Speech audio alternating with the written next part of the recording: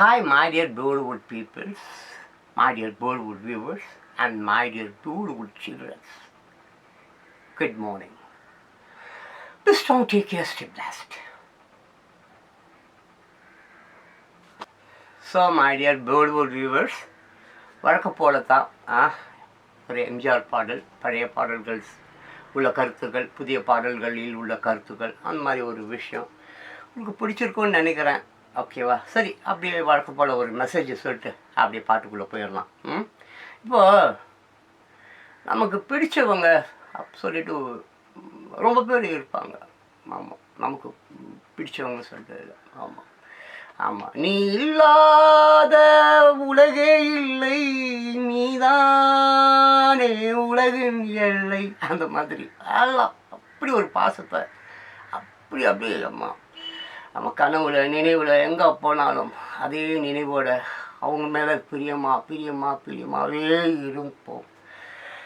திடீர்னு சந்தர்ப்ப வசத்தால் சூழ்நிலையால் அவங்க மரணித்து போவார்கள், அதாவது இறந்து விடுவாங்க. இறந்து விட்ட உடனே நமக்கு அப்படியே அந்த இதயம் வெடித்து சிதறி நம்மளும் அவங்களோட செத்து போயிடலாமா, இறந்துடலாமா அப்படின்லாம் தோணும். ஏன் சிலர் இறந்து கூட போயிடுவாங்க. ஆமாம், சிலர் இறந்து போயிடுவாங்கங்க.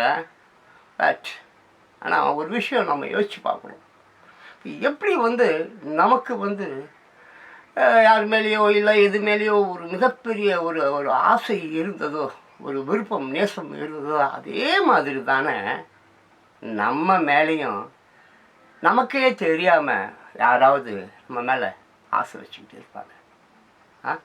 நம்ம தான் இந்த உலகம்னு நினச்சிக்கிட்டு இருப்பாங்கல்ல. நம்ம இல்லைன்னா எதுவுமே இல்லை அப்படின்னு எத்தனையோ பேர் நமக்கு தெரியாமல் நம்ம மேலே பிரியம் வச்சுருக்கிறவங்க, நேசம் வச்சுருக்கிறவங்க, பாசம் வச்சுருக்கிறவங்க, காதலிக்கிறவங்க இருப்பாங்க தானே. இருப்பாங்களா, இருக்க மாட்டாங்களா சொல்லுங்கள்? நம்ம மேலே மிக பிரியம் வச்சுருக்கிறவங்க, லைக் அப்பா, அம்மா, தங்கச்சி, தம்பி, இந்த மாதிரி எவ்வளோ பேர் இருப்பாங்கல்ல. அப்போது நம்ம அந்த மாதிரி ஒரு தற்கொலை முடிவுக்கு வரலாமா? ஐயோ செத்துட்டாங்களே, நம்மளும் செத்துடணும். அந்த மாதிரி தற்கொலை முடிவு மிகப்பெரிய பாவங்க. தற்கொலையை செய்து விரும்புகிறவங்க, முயற்சி செஞ்சவங்க சொர்க்கத்துக்கு போக முடியாதாம்மா, என்னமோ புத்தகத்தில் படித்தேன், அது பொய்யா மெய்யா நமக்கு தெரியாது. ஸோ அப்படி தான் அது ஒரு மிகப்பெரிய பயங்கரமான ஒரு பாவமும் கூட. ஏன்னா நம்மளை பிடித்தவர்கள் இருக்கிறார்கள், அது நமக்கு தெரியல. ஸோ அவர்களுக்காக வாழலாம் இல்லையா? ஸோ அப்போ அந்த மாதிரி இந்த தற்கொலை முயற்சி, இந்த தோல்வி பயம், அந்த மாதிரி உங்கள்கிட்ட இருந்தால் தயவு செஞ்சு அதெல்லாம் ஆமாம் ஜஸ்ட் போட்டுட்டு நல்லதாக கட்டுதோ ரெண்டில் ஒன்று பார்த்துடுவோன்னு சொல்லிட்டு வாழணும். புரியுதுங்களா? அதுதான் நமக்கு பிடித்த. ஆமாம், அது எது வேணால் கூட இருக்கட்டுங்க, நமக்கு பிடித்த ஏதோ ஒரு விஷயம். ஆமாம், அது எதுவாக கூட இருக்கட்டும். ஆமாம், அது நம்மளை விட்டு போயிட்டா அதுக்காக நம்ம அந்த தற்கொலை இருக்கிறதெல்லாம் பண்ணிக்கிறதெல்லாம் ரொம்ப தப்புங்க. சரியா? அதனால் ஏதோ ஒரு விஷயம் நமக்காக இந்த உலகத்தில் இருக்குது, நம்மளை யாரும் நேசிக்கிறாங்க, அதுக்காக நம்ம வாழ்வோம். கண்டிப்பாக அது கிடைக்கும்னு சொல்லிட்டு காத்துக்கிட்டு இருப்போம். ஒரு நாள் இல்லை ஒரு நாள் அது கிடைக்காம கூட போயிடும். பட் அதுக்காக மனம் தளர வேண்டாம். வாழ்ந்து தான் பார்ப்போமே. நாங்கள் இப்போ நம்ம ஒன்றும் செய்ய முடியாதுங்க. சமுதாய சாக்கடையாக இருக்கட்டும், இல்லை அது சமுதாய சர்க்கரையாக இருக்கட்டும், சுகராக இருக்கட்டும், ஏதோ ஒன்று இருக்கட்டும், என்ன பண்ண முடியும்? ஒன்றும் பண்ண முடியாதுல்ல. ஸோ இதுக்கு இந்த தற்கொலை முயற்சி நமக்காக நம்ம மேலே பிரியம் வைத்து யாரோ வாழ்கிறார்கள், அந்த மாதிரி நம்ம மனதில் எண்ணிக்கொண்டு நம்மை ரொம்ப நேசித்தவர்கள் இறந்து விட்டார்கள், மறித்து விட்டார்கள், அதனால் நான் குடிக்கிறேன், கஞ்சா போடுறேன், அதை போடுறேன், இதை போடுறேன், வேலைக்கு போக மாட்டேன், அப்படி செய்ய மாட்டேன், இதெல்லாம் தப்பான ஒரு செயல். அதையெல்லாம் தூக்கி ஓரம் காட்டிட்டு அப்படியே ஜம்முன்னு வாழ கற்றுக்கணும். அது சரியில்லை, இது சரியில்லை, சிஸ்டம் சரியில்லை, வேலை கிடைக்கல, பணம் இல்லை, சோறு இல்லை, வீடு இல்லை, துணி இல்லை. ஸோ இதெல்லாம் ஒரு தாழ்வு மனப்பான்மை. புரியுதுங்களா? இன்ஃபீரியாரிட்டி காம்ப்ளெக்ஸ், தாழ்வு மனப்பான்மை. அதை நம்ம தூக்கி எரிஞ்சிடணும். புரியுதுங்களா? வீடு இல்லை, அது இல்லை, இது குருவிகளுக்கு வீடு இருக்கா, அது கட்டிக்கல. ஆமாம், எவ்வளோ ஜீவராசிகள் உலகில் வீடு வாசல் தோட்டம் தொடர்பு லோனு கீனு காரு கீறு பங்களாலாம் இல்லாமல் வாழ்ந்து கொண்டு தானே இருக்கிறது. ஆமாம், குயிலை காட்டில் ஒரு மிகப்பெரிய ஒரு இசையை யாரால் சொல்ல முடியுமா? ஸோ அதெல்லாம் அப்படியே ரசிச்சுட்டு அப்படியே போயிட்டே இருக்கணும். ஸோ அதனால் இப்போ வந்து வாழ்க்கை என்பது வாழ்வதற்கு சாவுன்றது அது உண்டு, அதுவாக வரட்டும். ஆனால் இந்த தற்கொலையெல்லாம் வேண்டாம் தயவு செஞ்சு. ஆமாம், புரியுதுங்களா? இன்னொரு விஷயம் நீங்கள் நல்லா புரிஞ்சுங்க. நம்மக்கிட்ட வந்து இல்லை இல்லை இல்லை இல்லைன்றீங்க. எங்கள் கார் இல்லை, வீடு இல்லை, தோட்டம் இல்லை, ஆமாம், ட்ரெஸ்ஸு இல்லை, கல்வி இல்லை, அறிவு இல்லை, இந்த மக்கள் மத்தியில் அவங்க கூட பயணம் செய்ய முடியலன்னு சொல்லிட்டு ஏங்க கவலைப்படுறீங்க? டோன்ட் வரி, பி ஹாப்பி, ரைட்டா? ஒரே ஒரு விஷயம், எதுவுமே இல்லைன்னும் பொழுது நீங்கள் நிம்மதியாக தூங்கலாங்க. ஒன்றுமே நம்மகிட்ட இல்லை, இழப்பதற்கு எதுவும் இல்லை, நல்லா தூக்கம் வரும். புரியுதுங்களா? நம்மிடம் இழப்பதற்கு ஒன்றுமே இல்லை அப்படின்னும் போது நல்லா ஜம்முன்னு தூங்கலாம். அதுதானே வாழ்க்கை. சாப்பாடு, கொஞ்சம் ட்ரெஸ்ஸு, தூங்கிறதுக்கு இடம், வீடு இருந்தால் சூப்பர், எல்லாம் ரோடு இருக்கவே இருக்குது, ரைட்டா? ஸோ இந்த தாழ்வு மனப்பான்மையை அகற்றிவிட்டு என்றாவது ஒரு நாள், ஆமாம், ஒரு நல்ல நாள், ஆமாம், எல்லோரும் நல்லவர், எல்லோரும் வல்லவர், நாளை என்று ஒரு அதிர்ஷ்ட தேவதை இருக்கிறது, கடைசி வரைக்கும் நம்பிக்கையோடு இருப்போமே. என்ன கிடைக்காதுன்னா போகுது, அதுக்காக என் வருந்தணும். அதனால் நம்மிடம் இழப்பதற்கு எதுவுமே கிடையாதுங்க. அதனால் டோன்ட் வரி, பி ஹாப்பி இருப்பாங்க. நீ சொத்து சுகம், காரு, பங்களா அந்த மாதிரி ஏதாவது வாங்கி வச்சுருந்தா தான் அதை பார்க்கணுமே, அதை பாதுகாக்கணுமே, அதை வந்து அது சிசிடிவி கேமரா பதிவு பண்ணி வச்சுக்கிட்டு செல்ஃபோனில் பார்க்கணும். ஏகப்பட்ட ப்ராப்ளம்ஸ் இருக்குது.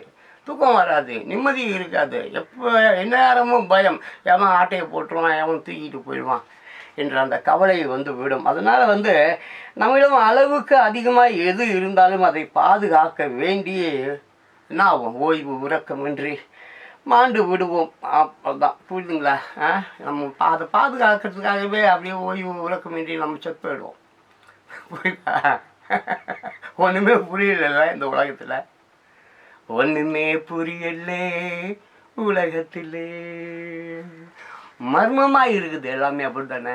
அது வரைக்கும் நல்லது. எல்லாமே தெரிந்து போயிடுச்சுன்னு வைங்களேன், நம்மளால் வாழ முடியாமல் போயிடும். எல்லாமே இலை மறைவு, காய் மறைவு அப்படியே இருக்கிறது தான் ரொம்ப நல்லது. பிறந்தோம்,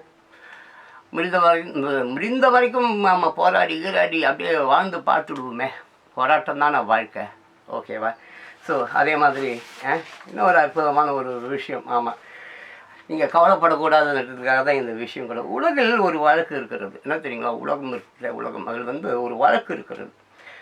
இந்த வழக்கு இன்று நேற்று முந்தானதெல்லாம் இல்லைங்க. இந்த காலங்காலமாக இருக்க மனிதன் என்று இந்த பூமியில் காலடி எடுத்து வைத்தானோ அன்றே இந்த வழக்கு நடைமுறைக்கு வந்து விட்டது, மனிதனிடம் புகுந்து கொண்டது. ஆமாம், அது என்னவென்றால் RLM. ஆமாம், business technology. RLM means what? Business technology. அதாவது ரெக்கமெண்டேஷன் லேடி மணி. சரி, புரியுதுங்களா? இந்த டெக்னாலஜியை பயன்படுத்தி தான் மனிதனுடைய கால் என்று இந்த மண்ணில் பட்டதோ அன்றே இந்த RLM அந்த டெக்னாலஜி, பிஸ்னஸ் டெக்னாலஜி அவனுக்குள்ளே வந்தாச்சு. ஆமாம், அது அவனுடைய டிஎன்ஏவே இதுவாக கூட இருக்கலாம். அவன் டிஎன்ஏ பார்த்தீங்களா? அவனுடைய டிஎன்ஏ அது கூட இந்த பிஸ்னஸ் டெக்னாலஜியாக கூட இருக்கலாம். எது? இந்த RLM பிஸ்னஸ் டெக்னாலஜி. அவன் டிஎன்ஏவே அந்த RLM ரெக்கமெண்டேஷன் லேடி மணி, இந்த 3 வச்சுக்கிட்டால் போதும். இந்த 3 இருந்தால் போதும். இந்த உலகத்தில் எதை வேணால் செய்யலாம், யாரை வேணால் ஆட்டி பண்ணிடலாம், யாரையும் கவுக்கலாம், யாரையும் தூக்கியும் விடலாம். ஸோ அந்த மாதிரி விஷயந்தான் இந்த RLM. என்னது?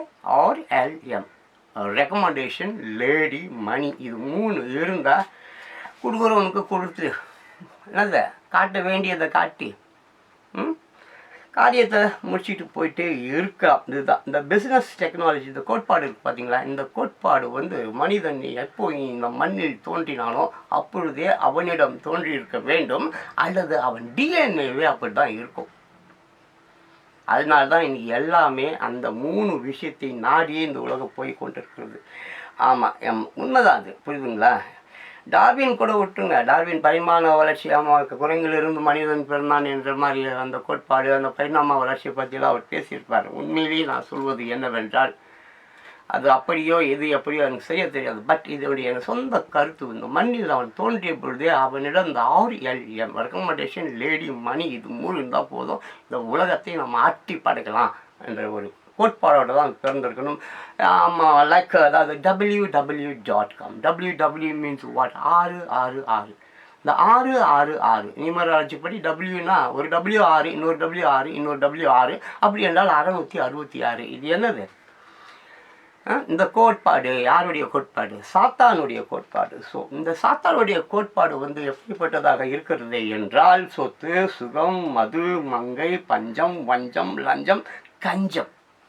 எப்படி? இந்த சாத்தானுடைய கோட்பாடு இதுதான். இந்த சாத்தானுடைய தத்துவம் இதுதான். இந்த சாத்தானுடைய தத்துவத்தில் என்னெல்லாம் இருக்குன்னா, சொத்து இருக்குது, சுகம் இருக்குது, மது இருக்குது, மங்கை இருக்குது, பஞ்சம் இருக்குது, வஞ்சம் இருக்குது, லஞ்சம் இருக்குது, கஞ்சத்தனம் இருக்குது, இறுதியாய் கழிவுகளின் இருப்பிடம் தான் இந்த சாத்தான். கழிவுகள் இருக்கு இல்லையா? மலைக்கழிவு, சிறுநீர் கழிவு, இப்படி என்னென்னமோ கழிவுகளெல்லாம் கொண்டு வந்து நம்ம இந்தியாவில் வந்து டம்ப் பண்ணுறாங்கல்ல. அரசாங்கம் சைன்லாம் பண்ணுறப்ப இப்போ கூட கன்னியாகுமரியில் கூட இங்கே ஒரு இடத்துல இப்படி ஏகப்பட்ட கழிவுகள், ஃபாரினில் இருக்கக்கூடிய கழிவுகள் எல்லாம் நம்ம நாட்டில் கொண்டு வந்து அங்கே ஒப்புதல் ஒரு 1000 ஏக்கர் லேண்டை வாங்கி குழியை தோண்டி அதில் போய்ச்சிடுவோம். ஒரு நாள் அது தான் வெடிக்கும். அதுதான். ஸோ இந்த கழிவுகளின் இருப்பிடம் தான் எதுன்னு கேட்டாக்க இந்த www. தட் மீன்ஸ் 3 ஆறுகள், சாத்தானின் உலகம். ஸோ அந்த சாத்தானின் உலகம் தான் கழிவுகள். சாத்தானை தான் நம்ம யாருன்னு சொல்கிறோம்? கழிவுகளின் இருப்பிடம் என்று நம்ம சொல்கிறோம். சாத்தானை நான் என்று நம்ம அழைக்கிறோம் கழிவுகளின் இருப்பிடம், கிடங்கு இல்லை குடோன். இந்த மாதிரி தான் நம்ம வந்து நம்ம சாத்தானை வந்து நம்ம குறிப்பிடுகிறோம். அப்படி தானே? ஒரு நாளில் இந்த குடோன் வந்து விடித்து சிதறும். அன்று இந்த உலகம் முடிந்து விடும். ஒரு நாள் இந்த மாதிரி இந்த கிடங்கு சொல்லுவோம் இல்லையா, இந்த குடோன் சொல்லுவோம் இல்லைங்களா? இந்த கழிவுகள் எல்லாம் டம்ப் பண்ணுறாங்களே இடம், அந்த 10,000 ஏக்கர் 20,000 ஏக்கரில் எல்லாம் வந்து டம்ப் பண்ணுவான். குயில் தோண்டு போட்டு புதைப்பான். ஒரு நாள் அது டமால்னு வெட்டிக்கும், சிதறும். அப்படி சிதறும் பொழுது இந்த உலகம் முடிந்து விடும். எண்ட் ஆஃப் டேஸ் இடம் நம்ம சொல்கிறோம்ல. கைக்கு வராரு, இயேசு வராரு, அப்புறம் அந்தி கிறிஸ்து வராரு, ஆன்டி கிறிஸ்டா யாரும் ஒருத்தர் வராராமே, வந்துகிட்டே இருக்கிறாராமே. எது வருது? ஆனால் சுனாமி கினாமி, இயற்கை பேரழிவு, ஃபைட்டு கீட்லாம் நன்னுன்னு இருக்குது, வைரஸ்லாம் வரும், வந்துக்கிட்டு தான் இருக்குது. ஸோ இதை வந்து தடுப்பதற்கு ஒரு ஆள் முடியும், சிலரால் முடியும். அது யார் என்றால் அவர்கள் தான் இளைஞர்கள், வாலிப பெண்கள்.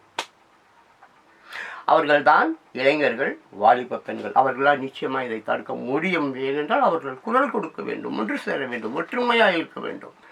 ஆமாம், ஒரு உலகத்தில் இருக்கக்கூடிய அத்தனை கழிவுகளையும், அட்டகாசங்களையும், அராஜகங்களையும், தீவிரவாதத்தையும், பயங்கரவாதத்தையும், கெட்ட செயல்களையும், பணம் பின்னால் ஓடுவது, ரன்னிங் பிஹைண்ட் த மணி, இதெல்லாம் ஸ்டாப் ஆகணும். ஸ்டாப் ஆகிட்டா ஆட்டோமேட்டிக்லி வாட்?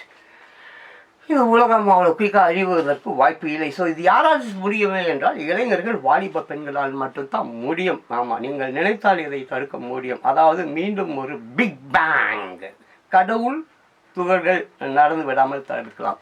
இந்த பிக் பேங் அப்படின்றது வந்து உங்கள் எல்லாருக்குமே தெரிஞ்சிருக்கும். இந்த உலகம் எப்படி தோன்றியது? ஒரு பெரிய பிக் பேங், பெரிய பாறை, அது உடஞ்சி சிதறி அப்படியே கிரகங்களாக, அப்படியே சிகரங்களாக, அப்படியே என்னென்னமோ ஆயிடுச்சு சொல்கிறோம். ஆமாம், இந்தியா எல்லாம் ஒன்றா தான் இருந்தது, அப்படியே பிரிஞ்சு போயிடுச்சு சொல்கிறேன். ஒரு பெரிய பிக் பேங். ஆமாம், இப்போ இன்றைய தேதி என்ன? இன்றைக்கி தேதி 16/6/2024. இதுக்கு அப்புறம் ஏற்படக்கூடிய அந்த பிக் பேங் கடவுளின் துகள்கள். என்னது? கடவுளின் துகள்கள். இது ஏற்படாமல் தடுக்க முடியும் என்று நான் கருதுகிறேன். பாருங்க, வாலிப பெண்களை, இளைஞர்களே, உங்களை தான் நான் வந்து வரவேற்று கொண்டு இருக்கிறேன். நீங்கள் தான் வர வேண்டும் என்று சொல்லிக் கொண்டிருக்கிறேன். ஏனென்றால் நீங்கள் தான் இந்த உலகத்தை தாங்கி செல்பவர்கள், காப்பாற்றுபவர்கள், எல்லாமும் நீங்கள் தான். உங்களுக்கு மேலே ஒருவர் இருக்கிறாரே என்றால் அது எல்லாம் இயற்கையின் செயல். ஓகேப்பா, வழக்கம் தான். நம்ம தலைவர் எம்ஜி ராமச்சந்திரன் அவருடைய ஒரு அற்புதமான ஒரு படம், அதை பற்றி பார்க்கலாமா? Okay, my dear Bollywood viewers, come we'll go inside the song. செம்ம சாங் இது. படம் பெயர் வந்து ஒளி விளக்கு. படம் பெயர் வந்து ஒளி விளக்கு. அருமையான ஒரு படம். 1968 ரிலீஸ் ஆன படம். MS விஸ்வநாதன் அவர்கள் வந்து இசையமைத்திருக்கிறார். சாணக்கியா என்பவர் இயக்கியிருக்கிறார். வாலி அவர்கள் பாடலை எழுதியிருக்கிறார். அற்புதமான ஒரு பாடல். இன்றைய சமுதாயம் அல்ல, இன்னும் 1000 ஜென்மம் ஆனாலும் சரி, இந்த பாடல்களுக்கு வேல்யூ குறையவே குறையாது, அர்த்தங்கள் மாறவே மாறாது. 68 வந்து சொல்லப்பட்டிருக்கிறது பாருங்கள் எப்படி. 1968 சொல்லப்பட்டிருக்கிறது ஒளி விளக்கு பாடல் வந்து தைரியமாக சொல் நீ மனிதன்தானா? தைரியமாக மனிதன் மனிதன்தானா? மனிதன்தானா? நீதான் ஒரு மிருகம் இந்த மதுவில் விழுநேரம். மனமும் நல்ல குணமும் உன் நினைவை விட்டு விலகும். தைரியமாக சொல் நீ மனிதன்தானா? மனிதன்தானா? இல்லை, நீதான் ஒரு மிருகம் இந்த மதுவில் விழுநேரம். நீதான் ஒரு மிருகம் இந்த மதுவில் விழுநேரம். மனமும் நல்ல குணமும் உன் நினைவை விட்டு விலகும். நீதான் ஒரு மிருகம் உந்த மதுவில் விழுநேரம். எவ்வளோ அருமையான வரிகள் பார்த்தீங்களா? தைரியமாக சொல்லுங்க பார்க்கலாம். தைரியமாக சொல்ல முடியுமா? தைரியமாக சொல் நீ மனிதன்தானா? மனிதன்தானா? இல்லை, நீதான் யாரு? ஒரு மிருகம். பொதுவாக மதுவை மட்டும் அருந்து விட்டதால் மிருகமாகி விட்டதாக ஏற்றுக்கொள்ள முடியாது. பார்க்க போனால் பயங்கரமான மிருகங்கள், சிரிக்க தெரிந்த மிருகங்கள் தான் மனிதர்கள். சரி, ஆனால் இந்த பாடல் குடிப்பதை பற்றி, மதுவை பற்றிய ஒரு பாடல், அற்புதமான ஒரு பாடல்.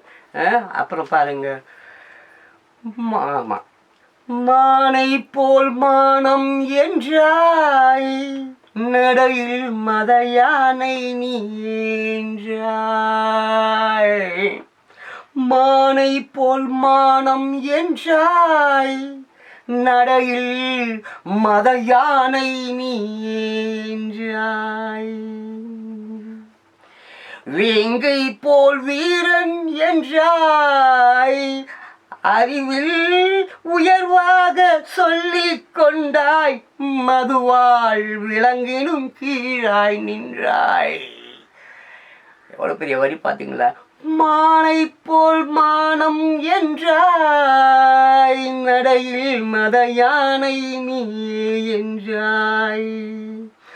மானை போல் மானம் என்றாய், நடையில் மத யானை நீ என்றாய். வேங்கை போல் வீரன் என்றாய், அறிவில் உயர்வாக சொல்லிக் கொண்டாய், மதுவாள் விலங்கினும் கீழாய் நின்றாய். தைரியமாக சொல்லி மனிதன்தானா? மனிதன் தானா? இல்லை, நீதான் ஒரு மிருகம் இந்த மழுவில் விழுநேரம். இந்த மதுவில் விழும் நேரம். இல்லை, நீதான் ஒரு மிருகம் இந்த மதுவில் விழும் நேரம். ரொம்ப அருமையான ஒரு விஷயம். அப்புறம் அதுக்கப்புறம் பாருங்க, ரொம்ப அருமையான விஷயம் அது. அலையாடும் கடலை கண்டாய், குடித்து பழகாமல் ஆடக் கண்டாய். மலராடும் கொடியை கண்டாய், மதுவை பருகாமல் ஆடக் கண்டாய். நீயோ மதுவாலே ஆட்டம் கண்டாய். அலையாடும் கடலை கண்டாய், குடித்து பழகாமல் ஆடக் கண்டாய். மலராடு கொடியை கண்டாய், மதுவை பருகாமல் ஆடக் கண்டாய், நீயோ மதுவாலே ஆட்டம் கண்டாய். எவ்வளோ அருமையான வரிகள் பாருங்க. அலையாடும் கடலை கண்டாய். எப்படி அந்த அலையாடுற அலை ஆடிக்கொண்டிருப்பது தான் கடல் இல்லையா? அந்த அலையாடும் கடலை கண்டாய், குடித்து பழகாமல் ஆடக் கண்டாய். ஆமாம், குடித்தா ஆடுவாங்க, நமக்கு தெரியும் இல்லையா? ஆமாம், குடித்தா என்ன பண்ணுவான்? ஆடுவான், போதை ஆடுவான், குழந்தைனே கிடப்பான், பித்துக்குள்ளி மாதிரி அவனே பேசிப்பான், வாந்தி எடுப்பான், மூத்தத்தில் படுத்துப்பான், பீல படுத்துப்பான். போய் ஒயின் ஷாப்பில் பாருங்கள்.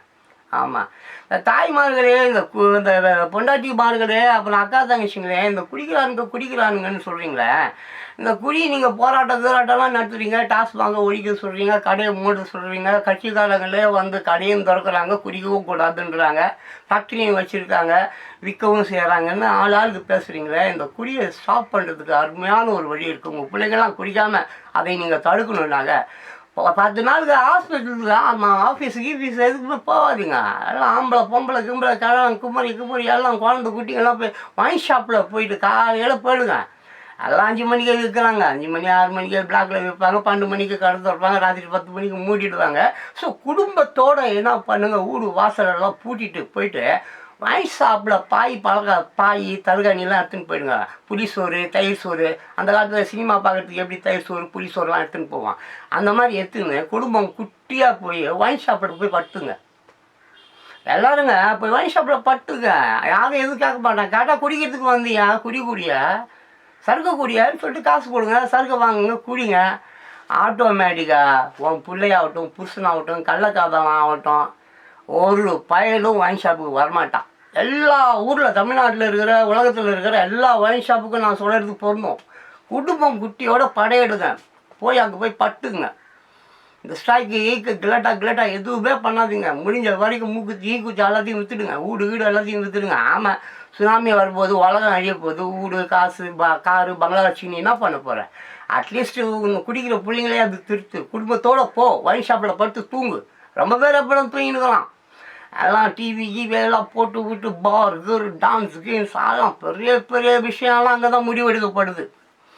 ஆமாம், எவனை கொல்லலாம், எவனை வெட்டலாம், எப்படி உலகத்தை சாம்ராஜ்யத்தை அழிக்கலாம், போகலாம் வரலாம், எல்லா திட்டங்களும் வகுக்கப்படும் இடம் டாஸ்மாக்.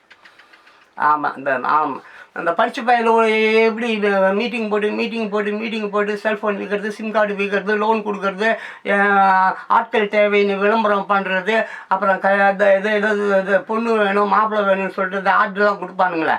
அதான் மாப்பிள்ளை தேவை, பெண் தேவை, மணமகன் தேவை, மணமகள் தேவைன்னு சொல்லி ஆட்டையை போட்டு 10 வருஷம் தான் 10 கல்யாணம் பண்ணவனாலாம் கல்யாணமே பண்ணலன்னு ஃப்ரெஷ்ஷாக சொல்லி ஓட்டி விடுவான். அதே மாதிரி 10 கல்யாணம் பண்ணவன் கல்யாணமே நான் இது வரைக்கும் பண்ணவே இல்லைன்னு சொல்லிட்டு அவனையும் ஓட்டி விடுவானுங்க பாரு. அந்த மாதிரி திருட்டு பசங்க அந்த மாதிரி முடிவு எடுப்பானுங்க. அவன் அங்கேயே பார் வச்சுருப்பான், குடிச்சிட்டு அதை செய்வான். ஆனால் இங்கே இருக்கிற பார் வந்து லோக்கல் பீப்புள்ஸ். ஆமாம், லோக்கல் பீப்புள்ஸால் காரெல்லாம் எடுத்துகிட்டு வந்து நிறுத்திட்டு போகிறான், திருநங்கைகள் வந்து வாங்கிட்டு போகிறாங்க, பெண்களே வந்து வாங்கிட்டு போகிறாங்க. நார்த் இந்தியன் கேர்ள்ஸ், தமிழ் பொண்ணுங்க, எல்லா பொண்ணுங்களும் வாங்குறாங்க. நான் பார்க்குறேன், கண்கூடாக பார்க்குறேன். ஏன் எல்லாருக்கும் உங்களுக்கு தெரிஞ்சிருக்கும். ஸோ இதெல்லாம் தடுக்கணும்னா குடும்பம் குட்டியோடு அங்கே போயிடுங்க, குடியிருக்க போயிடுங்க. வாடகை வீடு, அந்த வீடு இந்த வீடு எதுவும் தேவையில்லை, அங்கேயே இருந்துக்கலாம். ராத்திரியான தோட்டி விடுவான், வாசலில் படுத்துங்க, என்ன பெரிய கஷ்டம். ஸோ ரைட்டா, அதனால் அடுத்த ஒரு அருமையான ஒரு பொருள் வேண்டி திருட செல்வாய், பெண்ணை பெற வேண்டி விலையை சொல்வாய். பொருள் வேண்டி திருட செல்வாய், பெண்ணை பெற வேண்டி விலையை சொல்வாய். துணிவோடு உயிரை கொள்வாய், துணிவோடு உயிரை கொள்வாய், எதற்கும் துணையாக மதுவை கொள்வாய். கேட்டால் நான் தானே மனிதன் என்பாய். எவ்வளோ பெரிய வரிகள் பார்த்தீங்களா? பொருள் வேண்டி திருட செல்வாய், பெண்ணை பெற வேண்டி விலையை சொல்வாய். பொருள் வேண்டி திருட செல்வாய், பெண்ணை பெற வேண்டி விலையை சொல்வாய். துணிவோடு உயிரை கொள்வாய், துணிவோடு உயிரை கொள்வாய், எதற்கும் துணையாக மதுவை கொள்வாய். கேட்டால் நான் தானே மனிதன் என்பாய். தைரியமாக சொல், நீ மனிதன் தானா? மனிதன் தானா? இல்லை, நீதான் ஒரு மிருகம். இந்த மதுவில் விழு நேரம். இல்லை, நீதான் ஒரு மிருகம். இந்த மதுவில் விழு நேரம். மனமும் நலகுணமும், மனமும் நலகுணமும் உன் நினைவை விட்டு விலகும். நீதான் ஒரு மிருகம். இந்த மதுவில் விழு நேரம். இந்த மதுவில் விழுற நேரம் யார் நீ? மிருகம். சாதாரணமாகவே எல்லாம் மிருகத்தான். மதுவில் விழுந்தால் மட்டும் அல்ல. போதை வஸ்துக்கள் ஏகாசகம் இருக்குது. ஆமாம் ஆமாம், எல்லாம் வீட்லேயே வளர்க்க ஆரம்பிச்சுட்டான் கஜா செடி. ஸோ இந்த போதைக்கு விடிவு காலம் இருக்கா இல்லையா என்பது நமக்கு தெரியாது. ஆனால் ஒரே ஒரு விஷயம் மட்டும் நீங்கள் நல்லா புரிஞ்சுக்கணும். அரசாங்கமாகட்டும், அதிகாரிகளாகட்டும், பெண்களாகட்டும், ஆண்களாகட்டும், உலகத்தில் 75% பேர்கள் மதுவிற்கு, போதைக்கு அடிமையாகிவிட்டார்கள் என்பது எல்லாருக்கும் தெரிஞ்சு போன ஒரு விஷயம். So almost they are dead.